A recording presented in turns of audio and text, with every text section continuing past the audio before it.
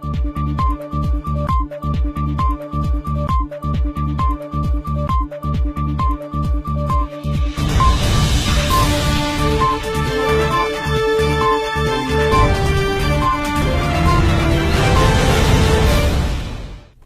and welcome to this week's news. With today's news, I'm Aisha Ali. Somali Regional President Abdi Ilay visited bordering Oromo city of Chinaksan. Residents in this area protested the arrival of Abdi Ilay. A resident we spoke to explained that Abdi Ilay's visit will not erase the damage of property and loss of innocent Oromo lives endured at the hands of Abdi Ilay and his militants. Oromos from East and West Hararge who had previously been relocated over 10 years ago to Ilua Babur due to drought are now displaced due to lack of essential resources that the Ethiopian government refused to provide. Eyewitness accounts report that these families are in dire need of assistance.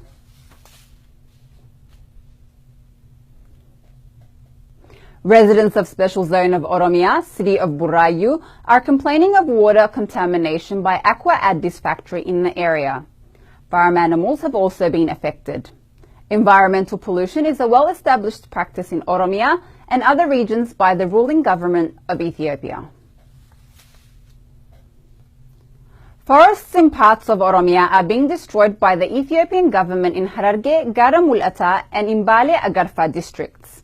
A Gara Mul'ata resident explained that ongoing deforestation in this area started over 9 years ago and has now intensified in Gurawa, Kurfa, Badanno and Karsa districts. Also in Bale Agarfa, residents are complaining of the lack of appropriate medical care. Residents informed OMN that financial exploitation is being conducted. Lack of medical staff, insufficient medication and lack of proper hygiene in medical facilities should all be factors for the government to invest in healthcare. However, residents state that in the name of health insurance, local authorities are raiding homes and forcing individuals to pay an estimated 190 to 250 birr. Over the past week, Ethiopian military have caused chaos in West Oromia, West Wallagga, Najjo city. Najjo Secondary School has been surrounded by Ethiopian military forces. A Najjo resident explains that although there have been no recent protests, the military have been harassing innocent residents. Many wedding celebrations are being conducted during this season, and you tend to see many Ethiopian military at these celebrations, intimidating them. This resident further explains that ongoing harassment and ignoring the Oromo people's demand will not deter the Oromo people from their ultimate goal. The cross-border attack by the Afar militants against the Oromo inhabitants has continued in the north.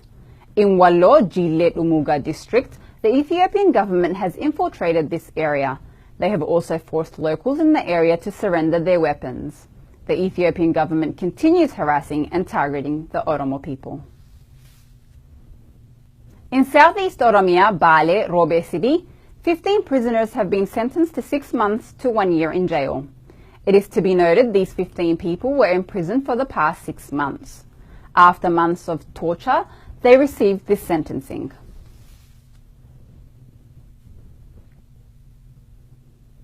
According to the United Nations News Center, UN High Commissioner for Human Rights Zaid Hussein emphasized the importance of free civic space during his visit to Ethiopia. Mr. Hussein, when speaking about the security forces' response to the protests during November 2015 and August 2016, urged the Ethiopian government to allow UN human rights officials to visit the affected areas and solidify the facts. I believe the unrest which broke out in November 2015 and August 2016 reveals the need for continuing and carefully planned adjustments in policy to build on and fully realize the country's impressive achievements. The Ethiopian Human Rights Commission has reported the extent to which the protests in Oromia and Amhara regions reflected public dissatisfaction with local governance, which are creating deep frustration on the part of many, and this was confirmed also to me by the leading officials of the state. Although I benefited greatly from the briefings provided to me by the Attorney General's office, the extremely large number of arrests, over 26,000, suggests it is unlikely rule of law guarantees have been observed in every case. I believe my staff ought to be given access to the affected areas, and I renew my request so we can assess the situation and ascertain what further support can be given to the authorities, including justice officials. During the course of my discussions, I was told of legislation and policies which seemingly severely restrict rights to freedom of expression, information, association, and peaceful assembly, as well as independent human rights monitoring. I am concerned about this series of critical issues.